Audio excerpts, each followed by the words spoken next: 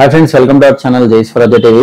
ఈరోజు మనతో పాటు supreme court senior advocate Saikrishna Azad గారు ఉన్నారు. సో ఆయన అడిగి ఈ బెట్టింగ్ యాప్స్ గురించి, వాటిపై ఉన్న కేసుల గురించి, అసలు ఏంటి, వీటిపై అవగాహన ఏంటి, అసలు వాటి గురించి ఫుల్ డీటెయిల్స్ సార్ అడిగి తెలుసుకున్నాం. సార్ నమస్తే. సార్ నమస్తే సార్, ఇప్పుడు బెట్టింగ్ యాప్స్ అనేవి దేశ వ్యాప్తంగా చాలా కలకలం రేపుతున్నాయి సార్. అంటే ఇప్పుడు దీన్ని ప్రమోట్ చేసిన వారి మీద కేసు పెట్టాలా, ఇన్ఫ్లుయెన్సర్ మీద కేసు పెట్టాలా, లేదంటే ఆడిన వాళ్ళ మీద కేసు పెట్టాలా, ఎవరి మీద కేసు పెట్టాలి, కేసు ఎంతవరకు వెళ్తాయన్న విషయాలపైన చాలా మందికి డౌట్స్ ఉన్నాయి సార్. అవన్నీ అడిగే ప్రయత్నం నేను చేస్తాను సార్.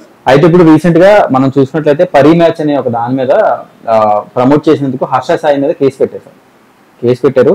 అదేవిధంగా అదే పరీ మ్యాచ్ ని మన యాక్టర్ అలీ గారి వైఫ్ కూడా ప్రమోట్ చేశారు. ఆమె మీద ఎందుకు కేసు పెట్టలేదు అన్న అనుమానాలు కూడా వ్యక్తమవుతున్నాయి. దీనికి కారణం ఏమై ఉంటుందంటారు? అంటే ఒకటండి, చట్టం ముందు అందరూ సమానులే. ఇప్పుడు హర్ష సాయి గారి మీద, లేకపోతే మేడం జుబేదా గారు పేరు జుబేదా గారి మీద పెట్టలేదు, అవన్నీ కాదు. చట్టం తన పని తను ఖచ్చితంగా చేసుకుంటుంది. ఒకటి, దీనిపైన కూడా మరి ఎంక్వైరీ జరిగిద్ది అని చూడాలి. ఎందుకంటే పోలీసు వ్యవస్థ అనేది కొంత సీక్రెట్గా మెయింటైన్ చేస్తారు కొన్ని సందర్భాల్లో. ఒకటి. సో ఇంకొకటి ఏంటంటే, ఇప్పుడు ఈ యాప్ల వల్ల ఇప్పుడు ఈ ఏప్రిల్ నెల, మార్చి నెలలో మనకి కొద్దిగా దీని గురించి వ్యవహారం జరుగుతూ ఉంది. మీకు విషయం తెలుసా, దీని గురించి నేను దాదాపు నా వీడియోలు చూడండి, నేను 2 years బ్యాకే, 1.5 years బ్యాకే నేను చెప్పుకుంటూ వస్తా ఉన్నా. ఎందుకంటే ఇవి దానికంటే ముందు లోన్ యాప్లు అనేవి ఉన్నాయి. సో లోన్ యాప్ల మీద చాలా మంది చనిపోయారు, మీకు తెలుసో లేదు. లోన్ యాప్లు తీసుకొని పోలీసు వాళ్ళు దీని మన వేరే వాళ్ళు పోలీసు వాళ్ళని బెదిరించి తర్వాత న్యూడ్ ఫోటోలు పెడతా అని చెప్పి ఇక్కడేనండి నారాయణగూడలో ఒక అమ్మాయి ఉరేసుకొని చనిపోయింది. మేము పోయినాం అక్కడికి 1 year బ్యాక్, ఇదే రోజుల్లో. అప్పుడు చెప్పిన లోన్ యాప్ల నుంచి మీరు భయపడమాకండి అని చెప్పేసి మీకు చాలా కార్యక్రమాలు చేశాను. మీరు నా వీడియోలు, పాత వీడియోలు చూసుకోండి. లోన్ యాప్లు ఉన్నా, ఈఎంఐలు ఉన్నా, మీరు ఊరేసుకోవడం, చనిపోవడాలు అలాంటివి చేయొద్దు అని అప్పుడే చెప్పాను. అలాగే అది అయిపోయింది. ఆ లోన్ యాప్లు గోళ అయిపోయింది. మళ్ళీ బెట్టింగ్ యాప్లు తయారైపోయినాయి. ఈ బెట్టింగ్ యాప్లు ఏవైతే ఉన్నాయో, నేను మళ్ళీ చెప్తున్నాను, బెట్టింగ్ యాప్ అనే ఫస్ట్ కాన్స్ కూడా మేము వ్యతిరేకిస్తా ఉన్నాం. కాకపోతే ఏంటంటే ఆ టైంలో బెట్టింగ్ యాప్ వల్ల ఎలా ఉంటుంది, దాని యొక్క నష్టాలు ఇంకా జనాభాకి తెలియలే. ఇప్పుడు ఏదైనా ఒక స్టార్టింగ్లో ఒక వర్షం స్టార్ట్ అయింది అనుకోండి, ఇప్పుడు ఐపీఎల్ బెట్టింగ్ ఉంది, ఓకేనా, దాన్ని ఎవరైనా ఆపుతారా? తమ్ముడు నువ్వు రికార్డ్ చేయి, ఓకే, నేను ఎవరికి భయపడ, ఆజాదంట న్యాయం కోసం పోరాడు, అందరూ తెలిసి ప్రపంచం. నా ఏమంటారా, ఇది మా నల్లకుంట ఆఫీసు, ఇక్కడ నుండి మలక్పేట పక్కనే, మలక్పేట నువ్వు మా డాబా ఎక్కువ కనపడుతుంది. మలక్పేట రేస్ క్లబ్ ఉంది. మరి అక్కడ పెద్ద పెద్ద ఏమంటారు బుక్కీలో ఏదో పేర్లు ఉంటాయి. అక్కడ వెళ్ళి లక్షల రూపాయలు మారుతాయి, చేతులు మారుతాయి. గుర్రపందాడు రండి, నేను తీసుకెళ్తా అంటే అక్కడ ఎలా ఉంటుంది అంటే అది కూడా నథింగ్ బట్ బెట్టింగే. ఓపెన్ చేయండి, నథింగ్ బట్ బెట్టింగ్. మరి దాన్ని ఎవరు ఆపరే? ట్రై చేయండి, మీరు మీడియా వాళ్ళు పోయి ఒకసారి వీడియో తీయండి సార్. గుర్రాలు ఆడుతుంటాయి అక్కడ టక్కడ, ఏదో గుర్రాల పేర్లు కూడా మనకు నోట్లు ఆడతాయి, ఏదో దాంట్లో వస్తాయి. ఈ గుర్రం ఫస్ట్ ఉంది, దాంట్లో డబ్బులు మారుస్తుంటారు, ఎక్స్చేంజ్ చేసి అక్కడక్కడ స్పాట్లో జరుగుతూ ఉంటాయి. మీరు వీడియో తీయండి అక్కడ. అది మీరు చేయండి, నేను దాని మీద పోరాడదాం. ఇప్పుడు బెట్టింగ్ యాప్స్, ఇప్పుడు గుర్ర పంద్యాలు మనకు అవి తెలిసావు, మాకు మీద ఉంటాయి ఆన్లైన్లో, అవి ఎన్నో ఉన్నాయి. అవి ఇప్పుడు కాదు, ఎప్పటి నుంచో ఉన్నాయి, తరతరాల నుంచి ఉన్నాయి. ఉన్నాయా లేవా చెప్పండి సార్?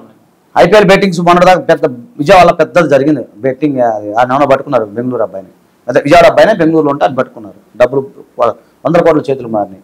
క్రికెట్ బెట్టింగ్, మన ఈ గుర్ర పందాల బెట్టింగ్, ఇంకా ఏమంటారు గోవాలు ఆడతారు కదా, క్యాసినో.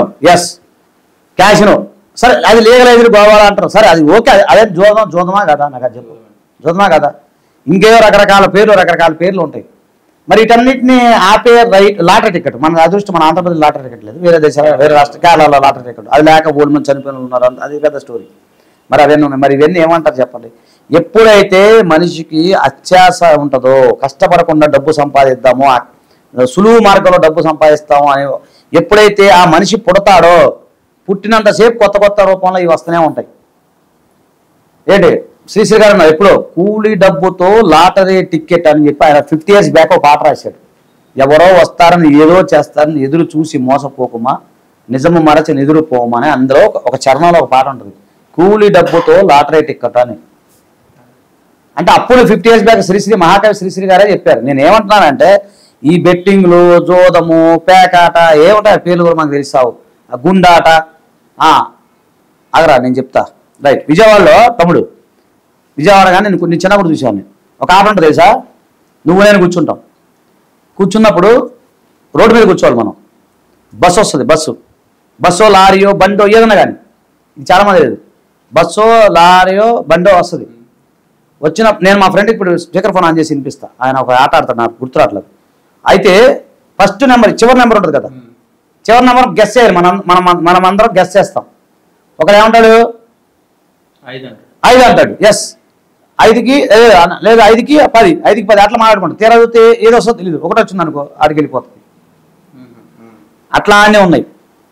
తర్వాత అప్పుడు పెద్దోళ్ళు ఏదో ఉంది, బొంబాయిలో ఒకటి ఉంది లాటరీ టికెట్, అది దాని పేరు గుర్తురా అట్లా, బాంబేలో ఉంది అదొకటి ఉంది. గుండాట బాంబేలో ఏదంటారు నాన్న, అది మొన్న కూడా జరిగే ఆర్టికల్, ఏదో ఒక లాటరీ టికెట్ ఇస్తే ఆడికి వస్తుంది అనమాట. అది పేర్లు మీరు రీసెర్చ్ చేయండి, అది పేర్లు. మరి ఇలాంటివి కూడా గతంలో ఉన్నాయి, లేవా? ఉన్నాయి. ఇప్పుడు నేనేమంటున్నాను, మీరు కూకటవేళ్ళలో పెక్కలించే విధంగా ప్లాన్ చేయండి. సరే, ఇప్పుడు ప్రమోటర్స్ని, బెట్టింగ్ యాప్స్ని ప్రమోటర్స్ ఎవరైతే ఉన్నారో వీళ్ళు ఇప్పుడు చేయట్లేదు. మీరు పాత వీళ్ళు 2 years బ్యాక్ ఉన్నాయి, అప్పుడే మీరు ఎందుకు స్పందించలేదు? స్పందించి మరి అప్పుడే పోలీస్ స్టేషన్ కంప్లైంట్ ఇస్తే అయిపోయేది కదా. Prevention is better than the cure కదా.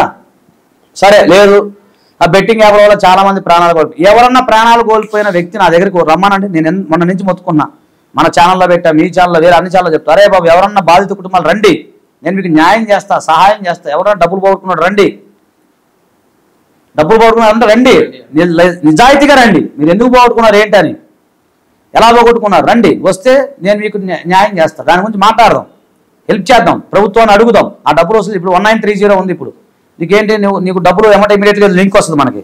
ఆ లింక్ ఒక్కగా మన డబ్బులు వెళ్ళిపోతాయి. ఎమ్మటే ఏం చెప్తుంది ప్రభుత్వం, 1930కి మీరు ఫోన్ చేయండి. ఫోన్ చేస్తే మీ డబ్బులు మీకు స్టక్ అవటమా, ఫ్రీజ్ అవటం జరుగుతుంది. మరి బెట్టింగ్ యాప్లకు సంబంధించి ఏం ఫోన్ చేస్తాడు ఒక కామన్ మ్యాన్? ఇప్పుడు నేనున్నాను, నాకేదో లింక్ వచ్చింది, నేను వచ్చి మాట్లాడేది వచ్చిన నా డబ్బులు పోయినాయి.